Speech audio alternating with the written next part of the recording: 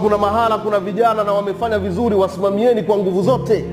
Kama kuna sehemu kuna watu hawakufanya, waondoeni, wekeni watu wengine. Unanielewa vizuri ili dude la kila mtu. Ili dude la kila mtu. Sio unaenda kata fulani diwani ana miaka 20, ana 25, hafanyi chochote, yupo na watu wamekaa nyuma tu wanamtizama tu. Sasa tutafanyaje? Hakuna cha kufanyaje, ondoa.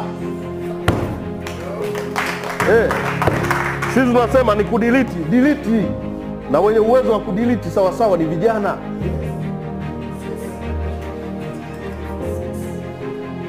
Nanielewa vizuri mimi niliwaambia kote nilikopita, Jimmy na editor, nikasema itakuwa ni matokeo, yani sisi tutahesabiwa tumefeli, sisi umoja wa vijana wa sisi.